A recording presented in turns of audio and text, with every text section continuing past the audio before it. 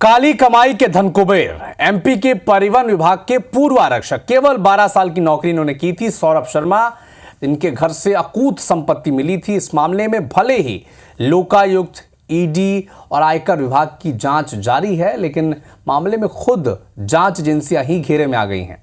लोकायुक्त ने 19 दिसंबर को सौरभ शर्मा के घर में छापेमारी की थी और इस छापे में उन्होंने कई खुलासे भी किए थे, वाहवाही भी लूटी थी। लेकिन अगले ही दिन इस कार्रवाई पर सवाल खड़े हो गए। कैसे ऐसा हुआ, क्या था यह मामला, जरा देखें इस रिपोर्ट में।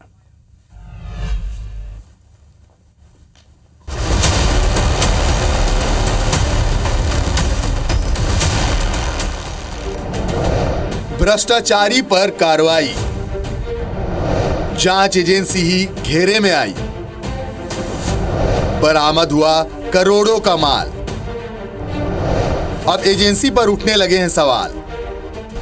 परिवहन विभाग में मात्र 7 साल काम करने वाले पूर्व आरक्षक सौरभ के ठिकानों पर लोकायुक्त पुलिस ने छापेमारी की। 9 दिन में 3 जांच एजेंसियों ने छापे मारे। अब तक लगभग 100 करोड़ की संपत्ति तीनों जांच एजेंसियों को मिली है। इसमें लोकायुक्त को 7 करोड़ 98 लाख, आयकर विभाग को 52 करोड़ और ईडी को 37 करोड़ की संपत्ति मिली है। लेकिन अब इस मामले में सबसे पहले छापा मारने वाली लोकायुक्त की टीम सवालों के घेरे में है। पहला सवाल यह उठता है कि लोकायुक्त ने भोपाल में सौरभ के घर में 19 दिसंबर को सुबह 7 बजे दबिश दी। इस टीम ने सौरभ के घर E778K और दफ्तर E7657 में छापा मारा, लेकिन महज 140 कदम दूर बन रहे दूसरे घर को छोड़ दिया। सौरभ के ग्वालियर के ठिकानों पर भी 19 दिसंबर को रेड नहीं की, जबकि इन्हीं ठिकानों पर ईडी ने 27 दिसंबर को रेड की। तो ईडी को 33 करोड़ की संपत्ति एफडी बैंक खाते में जमा कैश मिला।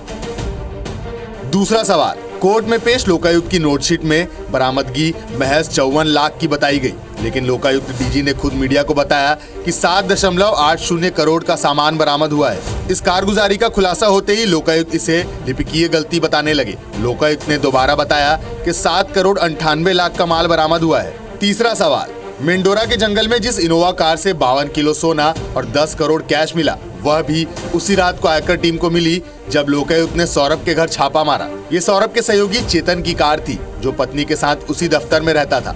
IBC 24 को मिले सीसीटीवी फुटेज में भी ये कार सौरभ के दफ्तर के पास दिखी थी। छापे के दिन दोपहर में सौरभ के दफ्तर से महज 400 मीटर दूर ये कार नजर आई थी।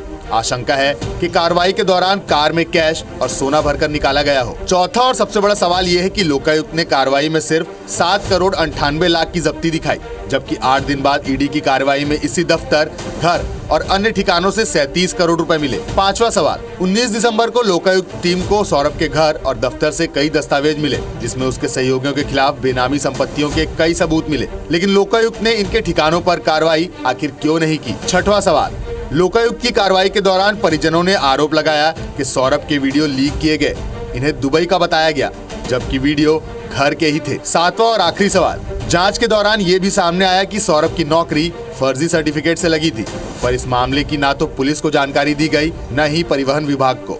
ये विवेचना की बात है कि कहाँ पे वो गाड़ी थी, कैसे वहाँ पहुँची, तो इसके बारे में मुझे भी जानकारी नहीं है। इसके बारे में पहले तो इनकम टैक्स के पास क्या जानकारी है, वहाँ से भी हम जानकारी शेयर कर सकते हैं। इस पूरे मामले में अब सियासत शुरू हो गई है। कांग्रेस ने मामले में सरकार को घेरा है। कांग्रेस ने पूरे मामले की निष्पक्ष जांच कराने की मांग की है। साथ ही ये भी आरोप लगाए हैं कि सौरभ की पकड़ ऊपर तक थी, उन सभी को पकड़ा जाए। ईडी अगर सही माने में आपको निष्पक्ष बताना चाहती है तो ये मौका है। जो सौरभ शर्मा के पीछे मंत्री और ऊपर के लोग हैं, इनको पकड़े, इनके घरों पे छापे मारे, सौरभ शर्मा से पूछे कि ये बाकी पैसा कहाँ जा रहा था। फिलहाल सौरभ शर्मा और उसकी पत्नी फरार है और सवालों के घेरे में आने के बाद अब लोकायुक्त ने भी मीडिया से दूरी बना ली है। अब आगे देखना होगा कि सौरभ शर्मा कब तक पकड़ में आता है। Bureau report, IBC 24।